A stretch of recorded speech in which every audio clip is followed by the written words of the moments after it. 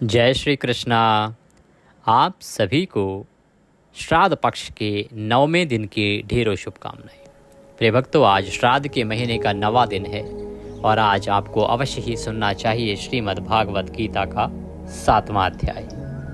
7वें अध्याय का पाठ करने, उसको सुनने और उसका पुण्य पितरों को अर्पित करने से आपके पितृ अनन्य तृप्ति को प्राप्त करते हैं। शास्त्र कहते हैं कि यदि कोई पितृ नरक में भी पड़े हों और वहाँ भी गीता के 7वें अध्याय का श्रवण करके वह पुण्य पितरों को अर्पित कर दिया जाए तो उनकी तृप्ति हो जाती है। इसीलिए आज हम आपके लिए लेके आए हैं श्रीमद् भागवत गीता का 7वां अध्याय। इस वीडियो में आप पाठ सुनेंगे, साथ ही विधि जानेंगे कि किस विधि से आपको यह जल अपने पितरों को अर्पित करना है, जल में क्या क्या सामग्री आपको डालनी है, संकल्प कैसे करना है और पितरों को तृप्त कैसे करना है। पाठ आरंभ करें उससे पहले आपसे निवेदन है कि यह श्रीमद् भागवत गीता के 7वें अध्याय का वीडियो है, तो कृपया इस वीडियो को एक बार लाइक अवश्य कर दीजिएगा। परमेश्वर वासुदेव की कृपा प्राप्त करने के लिए, अपने पितरों की प्रसन्नता के लिए कमेंट बॉक्स में अवश्य लिखिएगा जय श्री कृष्ण या जय पितृदेव। आपके पितृ प्रसन्न होंगे, उन्हें भगवान कृष्ण के आशीर्वाद से गौलोक प्राप्त होगा। आप देख रहे हैं देवभूमि ज्योतिष संस्थान का प्रतिष्ठित यूट्यूब चैनल देवभूमि धार्मिक। हम यहाँ पर सभी व्रत और त्योहारों की सही शास्त्रीय जानकारी प्रदान करते हैं। ज्योतिष शास्त्र और पंचांग के आधार पर आपको बताते हैं कौन सी तिथि कब है, व्रत आदि कब करना है, क्या विधि है और क्या नियम है। यदि आप सभी व्रत और त्योहारों की सही शास्त्रीय जानकारी पाते रहना चाहते हैं तो कृपया चैनल को सब्सक्राइब कीजिए और बेल आइकन को प्रेस कीजिए। जब आप चैनल को सब्सक्राइब का बटन दबाएंगे तो वहाँ एक घंटी का निशान बना हुआ आएगा, उसको अवश्य दबाइएगा, तभी आपको हमारे सारे वीडियो प्राप्त होंगे, अन्यथा आपसे जानकारी छूट जाएगी। आइए प्रिय भक्तों, अब हम जानकारी आरंभ करेंगे और पाठ आरंभ करेंगे। गीता के 7वें अध्याय को सुनने के लिए आप एक तांबे का लोटा लीजिए या पीतल का लोटा लीजिए। उसमें पहले गंगा जल भरिए, फिर शुद्ध जल भरिए, तदुपरांत उसमें एक तुलसी का पत्ता डालिए, थोड़े से काले तिल डालिए, सफ़ेद फूल है तो वह डालिए, सफ़ेद चंदन है तो वह भी डाल सकते हैं, और कुशा डालिए। ये सारी सामग्री उस लोटे में डाल के उस लोटे को अपने सामने रखिए और आसन लगाइए तथा दक्षिण दिशा की ओर आसन लगा के लोटा सामने रख के बैठ जाइए। भगवान वासुदेव के चरणों में मन को लगाइए और भगवान वासुदेव के चरणों में मन को लगाते हुए गीता का 7वां अध्याय श्रवण कीजिए। आइए अब हम पाठ आरंभ करेंगे और पाठ के समाप्ति पर आपको बताएंगे कि ये पुण्य आप किस प्रकार से संकल्प करके अपने पितरों को अर्पित करेंगे और किस विधि से यह जल अर्पण करेंगे। इसके निमित्त यदि कोई दक्षिणा आदि आप भेजना चाहते हैं तो स्क्रीन पर नंबर आ रहा है, उस पर आप भेज सकते हैं। कुछ पूछना चाहते हैं तो कमेंट बॉक्स में लिख के पूछ लीजिएगा या व्हाट्सएप के माध्यम से पूछ लीजिएगा। आइए अब भगवान के चरणों में चित्त लगाइए, भगवान का ध्यान कीजिए और अध्याय सुनना आरंभ कीजिए। बोले श्री कृष्ण भगवान की जय। अथ श्रीमद् भागवत गीता 7वां अध्याय प्रारंभ। श्री भगवान बोले, हे पार्थ, अनन्य प्रेम से मुझ में आसक्त चित्त तथा अनन्य भाव से मेरे परायण होकर योग में लगा हुआ तू जिस प्रकार से संपूर्ण विभूति, बल, ऐश्वर्य गुणों से युक्त सबके आत्मरूप मुझको संशय रहित जानेगा, उसको सुन। कि हे अर्जुन, तुम्हारा जो मेरे प्रति प्रेम है, जो मेरे प्रति भक्ति है, वह एक प्रकार से भक्ति की पराकाष्ठा है। तुम अनन्य भाव से मेरे परायण होकर योग में लगे हुए जिस प्रकार से संपूर्ण विभूति, बल, ऐश्वर्य आदि गुणों से युक्त मुझ सच्चिदानंदन घन परमात्मा को संशय रहित जानोगे, उसको मैं आज तुम्हें कहता हूँ। इसको सुनने के बाद तुम्हें मेरे प्रति कोई संशय नहीं रह जाएगा, मन में किसी प्रकार की आशंका नहीं रह जाएगी। हे अर्जुन, मैं तेरे लिए इस विज्ञान सहित तत्व ज्ञान को संपूर्णतया कहूँगा, जिसको जानकर संसार में फिर और कुछ भी जानने योग्य शेष नहीं रह जाता। भगवान कृष्ण कहते हैं कि अर्जुन, आज जो तत्व ज्ञान है ना, उस तत्व ज्ञान को विज्ञान सहित मैं तुम्हें पूर्ण रूप से बताऊंगा। इसको जानने के बाद संसार में और कुछ भी तुम्हारे लिए जानने योग्य शेष ही नहीं रह जाएगा। जो मैं आज बता दूंगा वही सब कुछ है इस संसार में, उसके अतिरिक्त कुछ जानने योग्य ही नहीं है। अर्जुन, हजारों मनुष्यों में कोई एक मेरी प्राप्ति के लिए यत्न करता है, और उन यत्न करने वाले योगियों में भी कोई एक मेरे परायण होकर मुझको तत्व से अर्थात यथार्थ रूप से जानता है।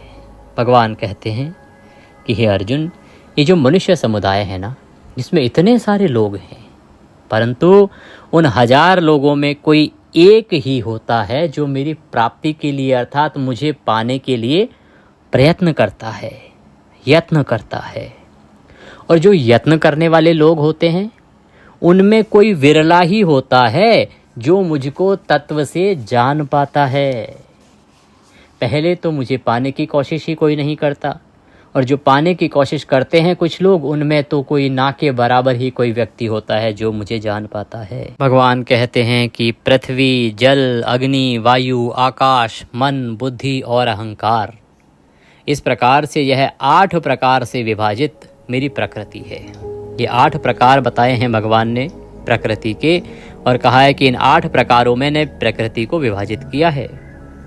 ये 8 प्रकार के भेदों वाली तो अपरा अर्थात मेरी जड़ प्रकृति है, जो कभी बदलती ही नहीं। और हे महाबाहो, इससे दूसरी को जिससे ये संपूर्ण जगत धारण किया जाता है, मेरी जीव रूपा अर्थात परा चेतन प्रकृति जान। हे अर्जुन, तू ऐसा समझ कि संपूर्ण भूत इन दोनों प्रकृतियों से ही उत्पन्न होने वाले हैं, और मैं संपूर्ण जगत का प्रभव तथा प्रलय हूँ, अर्थात संपूर्ण जगत का मूल कारण हूँ। भगवान कहते हैं कि ये जो प्राणी समुदाय है ना, जितने भी जीव हैं, ये इन दोनों प्रकृतियों से ही उत्पन्न हुए हैं, इन दोनों प्रकृतियों से ही बने हैं। और अगर मेरी बात करें तो मैं संपूर्ण जगत का प्रभव तथा प्रलय हूँ, अर्थात ये प्रकृति, ये जीव मेरे द्वारा ही उत्पन्न किए गए हैं, मेरे द्वारा ही पालित हैं, और मेरे द्वारा ही प्रलय को प्राप्त होंगे। अर्थात संपूर्ण जगत का मूल कारण केवल और केवल भगवान वासुदेव ही हैं। हे धनंजय, मुझसे भिन्न दूसरा कोई भी परम कारण नहीं है। यह संपूर्ण जगत सूत्र में सूत्र के मणियों के सदृश मुझ में गुथा हुआ है। ये जो संसार है, ये सारा संसार मेरे भीतर ही समाया है, ये मुझ में ही गुथा हुआ है। हे अर्जुन, मैं जल में रस हूँ, चंद्रमा और सूर्यों में प्रकाश हूँ, संपूर्ण वेदों में ओंकार हूँ, आकाश में शब्द और पुरुषों में पुरुषत्व हूँ। हे अर्जुन, ये जो जल में रस देखते हो ना, ये जल का रस नहीं है, ये भगवान वासुदेव के कारण है। ये वासुदेव ही रस के रूप में समाहित होते हैं। चंद्रमा और सूर्य जो चमकते हैं, वो उनका अपना तेज नहीं है, वो भगवान वासुदेव के ही कारण है। और संपूर्ण वेदों में जिस ओंकार की बात होती है, वह ओंकार भी भगवान वासुदेव ही हैं। आकाश में जो शब्द गुंजायमान होते हैं, उनका कारण भी भगवान वासुदेव हैं। और पुरुषों में जो पुरुषत्व होता है, वह भी भगवान वासुदेव के कारण ही उत्पन्न होता है। भगवान कहते हैं कि मैं पृथ्वी में पवित्र गंध और अग्नि में तेज हूँ। ये जो पृथ्वी के अंदर, मिट्टी के अंदर जो गंध आती है, सुगंध आती है मिट्टी की, भगवान कहते हैं कि वो मेरे ही कारण है। और अग्नि में जो तेज है, जो ज्वलनशीलता है, जो जलाती है, वह भी मैं ही हूँ। मेरे ही कारण अग्नि में तेज है तथा संपूर्ण भूतों में उनका जीवन हूँ और तपस्वियों में तप हूँ। जितने भी जीव हैं उन सब में मैं उनका जीवन हूँ और जो तपस्वी लोग हैं उन सब में मैं उनका जो तप है इस रूप में समाहित हूँ। हे अर्जुन, तू संपूर्ण भूतों का सनातन बीज मुझको ही जान। मैं बुद्धिमानों की बुद्धि और तेजस्वियों का तेज हूँ। भगवान कहते हैं कि ये जो प्राणी समुदाय है, इन संपूर्ण जीवों में जो सनातन बीज है वो मुझे ही समझना चाहिए। अर्थात ये संपूर्ण जीव मेरे द्वारा ही उत्पन्न हुए हैं और बुद्धिमानों की बुद्धि के रूप में मैं ही स्थापित होता हूँ तथा तेजस्वियों में जो तेज होता है उसका कारण भी मैं ही हूँ। यही भरत श्रेष्ठ, मैं बलवानों का आसक्ति और कामनाओं से रहित बल अर्थात सामर्थ्य हूँ और सब भूतों में धर्म के अनुकूल अर्थात शास्त्र के अनुकूल काम हूँ। और भी जो सत्वगुण से उत्पन्न होने वाले भाव हैं, जो रजोगुण से तथा तमोगुण से होने वाले भाव हैं, उन सबको तू मुझसे ही होने वाले हैं ऐसा जान। परंतु वास्तव में उनमें मैं और वे मुझ में नहीं हैं। हे अर्जुन, सत्गुण, रजगुण तथा तमोगुण, इनसे जो भाव उत्पन्न होते हैं वो सब मुझसे ही होने वाले हैं ऐसा मनुष्य को समझना चाहिए। परंतु सत्यता ये है कि ना तो वो तीनों गुण मेरे अंदर विद्यमान हैं और ना ही मेरा वास उन तीनों गुणों के भीतर है। अब यहाँ एक संशय मनुष्य का दूर होता है कि जो लोग कहते हैं ना कि भाई अगर हम तमोगुणी हैं तो है तो भगवान के कारण ही, ये बनाया तो भगवान ने ही है, रचना तो भगवान की ही है। तो भगवान कहते हैं कि ना तो मैं उन गुणों में हूँ और ना ही वो गुण मेरे कारण हैं। गुणों के कार्य रूप सात्विक, राजस और तामस, इन तीनों प्रकार के भावों से यह सारा संसार प्राणी समुदाय मोहित हो रहा है। इसलिए तीनों गुणों से परे मुझ अविनाशी को नहीं जानता। भगवान कहते हैं कि हे अर्जुन, ये जो मनुष्य है ना, ये सात्विक, राजस और तामस, इन तीनों प्रकार के भावों से घिरा हुआ है। एक प्रकार से इन तीनों भावों ने मकड़ जाल बिछा लिया है और इसमें ये सारा प्राणी समुदाय मोहित हो जा रहा है। और यही कारण है कि इन तीनों गुणों से परे मुझ अविनाशी को ये नहीं जानता, क्योंकि यह अलौकिक अर्थात अति अद्भुत त्रिगुण में ही मेरी माया बड़ी दुस्तर है। परंतु जो पुरुष केवल मुझको ही निरंतर भजते हैं वे इस माया को उल्लंघन कर जाते हैं अर्थात संसार से तर जाते हैं। भगवान कहते हैं कि हे अर्जुन, ये जो मेरी माया है ना, त्रिगुण में ही मेरी माया, जो तीन गुण मैंने अभी बताए हैं, इन तीन गुणों वाली जो मेरी माया है ये बड़ी दुस्तर है। ये किसी को छोड़ती नहीं है, सब पर अपना जाल बिछाए रखती है।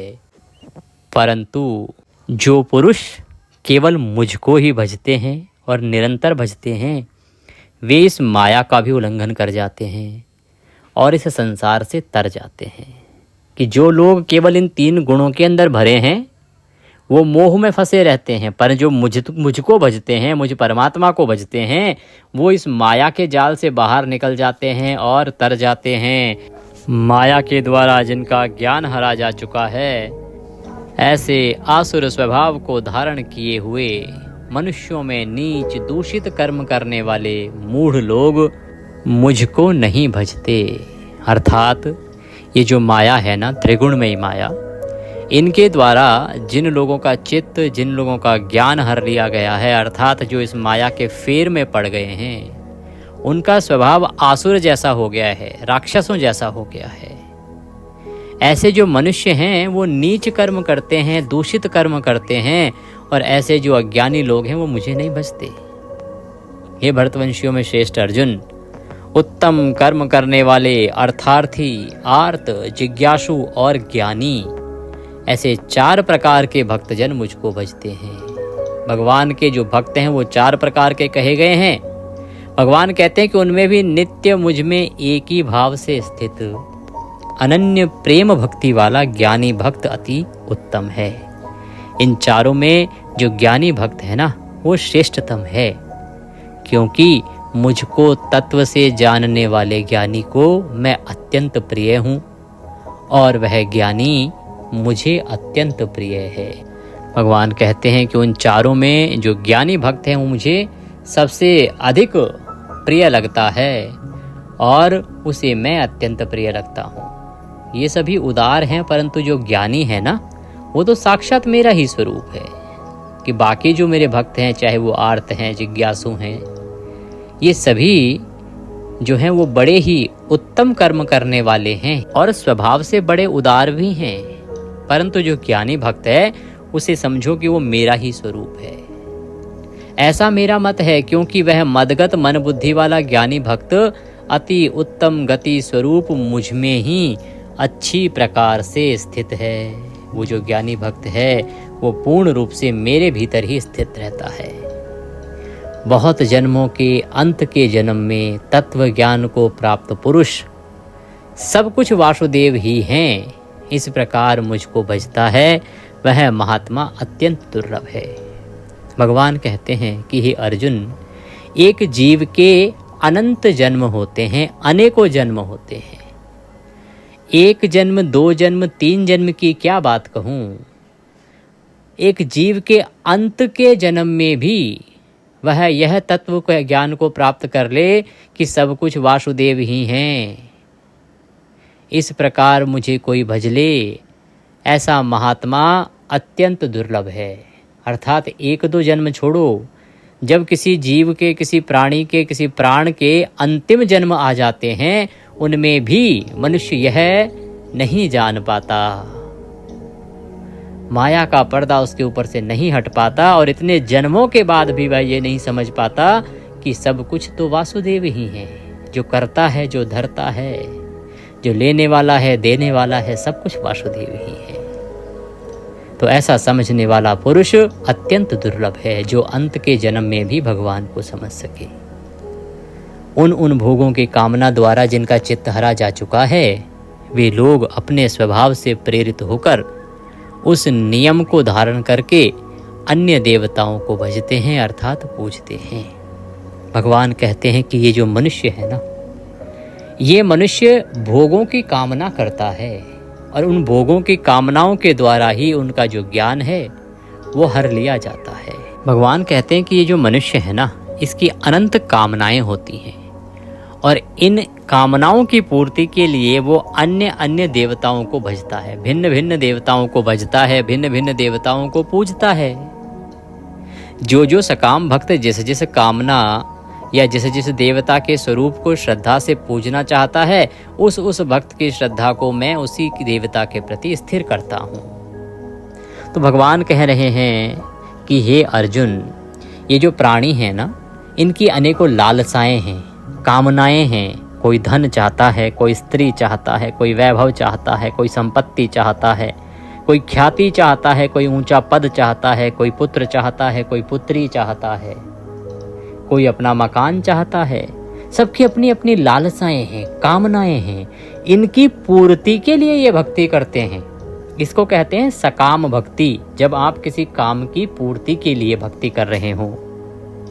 तो भगवान कहते हैं कि इनकी पूर्ति के लिए ये अलग अलग देवताओं को पूजते हैं। इनको लगता है कि ये देवता इस इच्छा की पूर्ति कर देगा तो उसको पूज लिया। जब लगता है कि इस इच्छा की पूर्ति के लिए ये देवता पूजना है तो उस देवता को पूज लेते हैं। तो ये अपनी कामनाओं की पूर्ति के लिए अलग अलग देवताओं को पूजते रहते हैं और मैं इनकी उस भक्ति को, उस भाव को उन देवताओं के प्रति और प्रगाढ़ और अच्छा मजबूत बनाता जाता हूँ। अच्छा मजबूत से अभिप्राय कि मैं इस प्रकार से मेरे ही द्वारा विधान किए हुए पुण्यों को उस देवता के माध्यम से इनको प्रदान करवाता हूँ। जैसे आपने किसी देवता से कुछ मांगा और उस देवता ने प्रसन्न होके वह आपको दे दिया।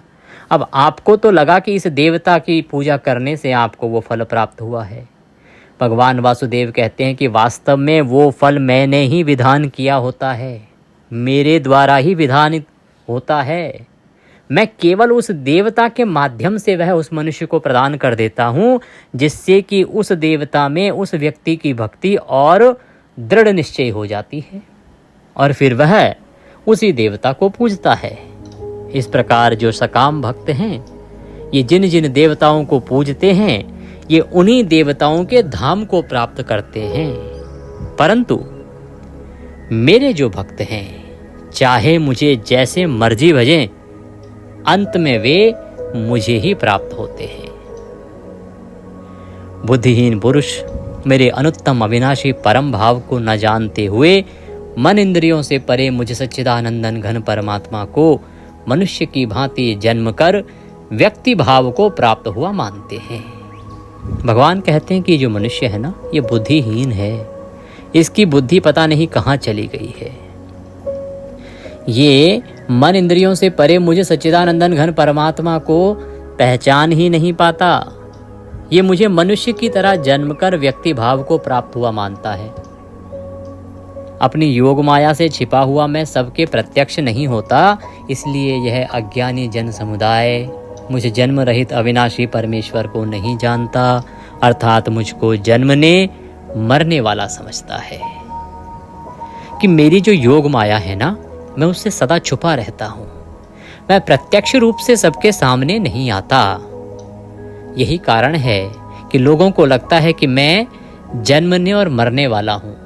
मैं एक रूप धारण करता हूँ, फिर दूसरे रूप में जाता हूँ, तो लोगों को यही लगता है कि मैं भी जन्म लेकर मरने वाला हूँ, फिर मरकर दोबारा जन्म लेने वाला हूँ। हे अर्जुन, यह सत्य नहीं है। मैं तो अविनाशी हूँ, मैं कभी मृत्यु को प्राप्त नहीं होता। हे अर्जुन, पूर्व में व्यतीत हुए और वर्तमान में स्थित तथा आगे होने वाले सब भूतों को मैं जानता हूँ। जो पहले हो चुका है और जो आगे होने वाला है, उस सब को मैं जानता हूँ, परंतु मुझको कोई भी श्रद्धा भक्ति रहित पुरुष नहीं जानता। जिस पुरुष में श्रद्धा नहीं है, भक्ति नहीं है, वो भगवान वासुदेव को नहीं समझ सकता। हे भरतवंशी अर्जुन, संसार में इच्छा और द्वेष से उत्पन्न सुख दुख आदि द्वंद्व मोह से संपूर्ण प्राणी अत्यंत अज्ञानता को प्राप्त हो रहे हैं। कि ये जो संसार है ना, इसमें लोगों की अनेक इच्छाएं हैं, एक दूसरे के प्रति द्वेष की भावनाएं हैं, और सुख तथा दुख की भावना जो है वो लोगों में समाहित है। इसी कारण से इसी मोह में फंसकर प्राणी अज्ञानता को प्राप्त हो रहा है। परंतु निष्काम भाव से श्रेष्ठ कर्मों का आचरण करने वाले जिन पुरुषों का पाप नष्ट हो गया है, वे राग द्वेष जनित द्वंद्व रूप मोह से दृढ़ निश्चयी भक्त मुझको सब प्रकार से भजते हैं। भगवान कृष्ण कहते हैं कि हे अर्जुन, ये जो सकाम भक्ति करने वाले भक्त हैं ना, ये अज्ञानी लोग हैं। ये जानते ही नहीं कि ये जो चीज़ पाना चाहते हैं, सकाम भक्ति करते हैं, वो फल नश्वर है। वह आज नहीं तो कल नाश हो जाएगा। धन आज पाओगे, कल नष्ट होगा।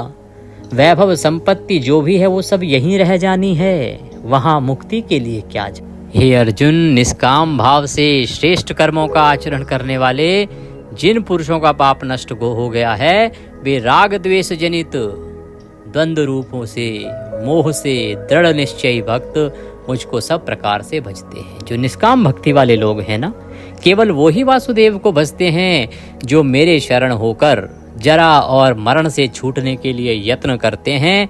वे पुरुष उस ब्रह्म को, संपूर्ण आध्यात्म को, संपूर्ण कर्म को जानते हैं। जो पुरुष अधिभूत और अधिदैव के सहित तथा अधियज्ञ के सहित सबका आत्म रूप मुझे अंत काल में भी जानते हैं, वे युक्ति चित्त वाले पुरुष मुझे जानते हैं, अर्थात प्राप्त हो जाते हैं। हे अर्जुन, जब मनुष्य अपने जीवन के अंत के समय में भी यदि युक्ति चित्त से मुझे भज लेता है, मेरे स्वरूप को जान लेता है, तो वह मुझे प्राप्त कर लेता है, अर्थात मेरे धाम को प्राप्त कर लेता है और उसकी तृप्ति हो जाती है। तो भगवान वासुदेव यही कहते हैं कि मनुष्य को सकाम भक्ति न करके निष्काम भक्ति करनी चाहिए। भगवान वासुदेव को भजना चाहिए, तभी मुक्ति का मार्ग प्रशस्त होता है। ओम तत्सदिति श्रीमद्भागवत उपनिषदत्सु श्री ब्रह्म विद्यायाम योग शास्त्रे श्री कृष्ण अर्जुन संवादे ज्ञान विज्ञान योगो नाम सप्तमो अध्याय संपूर्ण। बोले कृष्ण भगवान की जय। यह पाठ पूर्ण करने के बाद अब लोटे को अपने हाथ में उठा लीजिए। भगवान वासुदेव से प्रार्थना कीजिए कि हे प्रभु, हमने ये जो गीता का 7वां अध्याय सुना है, इससे जो भी पुण्य प्राप्त होता है वह संपूर्ण पुण्य हम अपने पितरों को अर्पित करते हैं। यह सारा पुण्य मेरे पितरों को प्राप्त हो, इससे वो तृप्त हों और प्रसन्न हो। ऐसा संकल्प करने के बाद ये जल आप पितरों को तर्पण कीजिए। एक बड़ा पात्र ले लीजिए। आपका जो सीधा हाथ है, सीधे हाथ में अंगूठा और उंगली के बीच का जो क्षेत्र होता है, यह तर्पण क्षेत्र कहलाता है, पितृ तीर्थ कहलाता है। यहाँ से जल तर्पण किया जाता है। तो यहाँ से जल छोड़ते हुए अपने पितरों को स्मरण करते हुए जल अर्पित कीजिए। मंत्र मैं आपको बता देता हूँ, अगर यहाँ समझ ना आए तो कमेंट बॉक्स में लिख के पूछ लीजिएगा, या व्हाट्सएप का नंबर भी हमारी स्क्रीन पर आता है, वहाँ पर पूछ लीजिएगा। इसके साथ ही एक जानकारी मैं आपको और दे दूँ कि सभी व्रत और त्योहारों में जब आप व्रत रखते हैं तो उसमें जो टूथपेस्ट या मंजन का प्रयोग करते हैं ना, उसमें या तो नमक होता है या तो केमिकल, तो उससे व्रत जो है खंडित हो जाता है। इस पर ध्यान नहीं देते आप लोग। तो एक व्रत वाला मंजन आता है, मैं काफ़ी समय से प्रयोग कर रहा था। आप में से बहुत सारे दर्शकों ने मुझसे पूछा कहाँ से मिलेगा, फिर वहाँ से सप्लाई हो नहीं पा रही थी, तो मैंने अपने पास ही कंपनी से एक बड़ा स्टॉक मंगवा लिया है और मैं उचित जो दाम वहाँ से आया है उसी दाम पर आपको प्रदान करने का प्रयास करूँगा। तो यदि आप व्रत दंत मंजन प्राप्त करना चाहते हैं तो व्हाट्सएप के माध्यम से हमें मैसेज करके अपने ऑर्डर बुक कर सकते हैं और आपको वह भेज दिया जाएगा। तो जल तर्पण करने के लिए मंत्र आप इस प्रकार से बोलेंगे, ओम ह्रीं श्रीं क्लीं स्वधा देव्यै स्वाहा। ओम ह्रीं श्रीं क्लीं स्वधा देव्यै स्वाहा। यह मंत्र बोलते हुए जल का तर्पण कीजिए दूसरे पात्र में। कुछ लोग लिखते हैं, कई लोगों ने पूछा है पंडित जी 5 बार पढ़ें कि 11 बार, जल कितना है आपके पास उसके अनुसार पढ़िए। 5 बार में पूर्ण होता है तो 5 बार पढ़िए, 11 बार में पूर्ण होता है तो 11 बार पढ़िए। तर्पण करने के बाद अपने पितरों को प्रणाम करके पितरों से निवेदन कीजिए कि हे मेरे पितरों, मैंने गीता का 7वां अध्याय जो पढ़ा उसका पुण्य आपको अर्पित किया है, साथ ही आपका जल तर्पण किया है। इस जल तर्पण को ग्रहण करें, इस जल को ग्रहण करें, गीता के 7वें अध्याय को पुण्य को ग्रहण करें और तृप्त हों। आप जहाँ भी हैं वहाँ प्रसन्न रहें और प्रसन्न होकर मेरे ऊपर सदा आशीर्वाद बनाए रखें। आपके जीवन में यदि कोई परेशानियाँ चल रही हैं, संकट चल रहे हैं, उनका वर्णन अपने पितरों से कीजिए। वो आपके जो भी संकट हैं उनका हरण करेंगे। मैं बताऊँ आपको कि देवता आपकी सहायता करें या ना करें, आपके पूर्वज आपकी सहायता अवश्य करते हैं। यही तो महत्व है पितृ तर्पण का। इसीलिए कहा जाता है कि पितृ तर्पण अवश्य करना चाहिए। स्त्री हो, पुत्री हो, कन्या हो, सबको तर्पण करना चाहिए। इसके निमित्त यदि कोई दक्षिणा आदि आप हमें भेजना चाहते हैं तो स्क्रीन पर नंबर आ रहे हैं, 2 नंबर हैं, किसी पर भी आप भेज सकते हैं, क्योंकि कई बार एक नंबर पर ट्रांजैक्शन फेल हो जाती है, तो उस अवस्था में आप दूसरे पर भेज दीजिएगा। क्योंकि टेक्नोलॉजी है, इसमें कई बार लिमिट पूरी हो जाती है। 15-20 लोगों ने भेज दिया तो उसको बंद कर देते हैं, फिर दूसरे पे भेजना पड़ता है। तो जो आपको दोनों में से नंबर पे हो जाए उस पे आप दक्षिणा आदि भेज सकते हैं। अमावस्या आ रही है, ग्रहण से कैसे बचना है, किन किन देशों में ग्रहण है, आप अपने देश के अनुसार उस वीडियो में जान लीजिए। सभी देशों का वर्णन हमने उसमें किया है। भगवान सब पर कृपा करें। कुछ जानना चाहते हैं, कहना चाहते हैं, कमेंट के माध्यम से कह सकते हैं, व्हाट्सएप के माध्यम से जुड़ सकते हैं। कुंडली आदि यदि दिखाना चाहते हैं तो 500 रुपये उसकी दक्षिणा है। आप अपना समय बुक कर सकते हैं। शाम को 5 से और 8 बजे का हमारा समय होता है।